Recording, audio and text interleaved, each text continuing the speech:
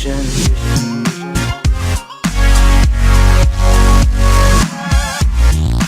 If Phil Jackson had his way, Kristaps Porzingis would be making his return to Madison Square Garden on Thursday with the Boston Celtics.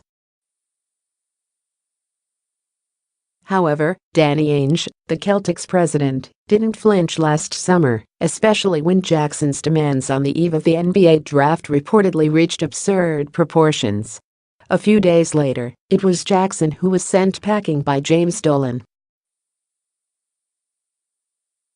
Ainge, who is a lethal combination of patient and shrewd, eventually made a better deal by acquiring Kyrie Irving from the Cleveland Cavaliers. Boston always wins, right? Keep that in mind on Thursday, when the Knicks face the team with the NBA's best record. As Knicks president Steve Mills and general manager Scott Perry attempt to elevate the franchise from playoff contender to championship contender, they'll first have to find a way to beat the Celtics on and off the court.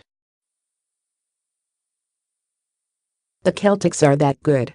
LeBron James, despite overwhelming evidence to the contrary, will slow down at some point and fade away. Really, he will. Ainge has been planning for that day since pulling off the heist of the century by trading Paul Pierce and Kevin Garnett to the Brooklyn Nets. Ainge is in the business of collecting assets, draft picks and young players, and waits until that franchise-changing player comes along to use them.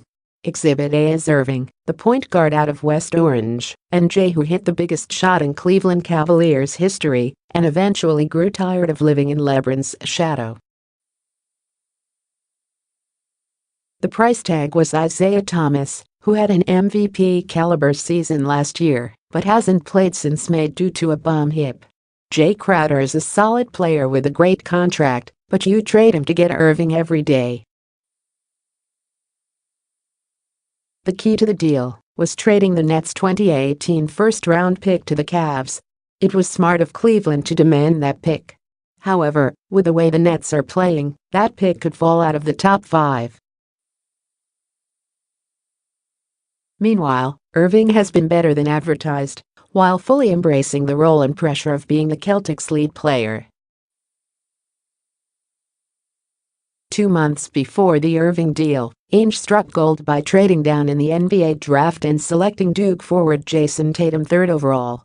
Tatum may be the best player in the draft, and the Celtics got him at 3 and acquired a future first-round pick from the Sixers. You see what the Knicks are up against? Ainge still has enough assets that the Celtics could make a legitimate run at Anthony Davis should the New Orleans Pelicans decide to reboot. ESPN reported that Davis is aware of the Celtics' interest and even quoted Davis saying he was informed by GM Dell Demps last season that the Celtics inquired about his availability. That doesn't mean the Celtics are going to get Davis, but it illustrates that Ainge is both aggressive and always thinking big.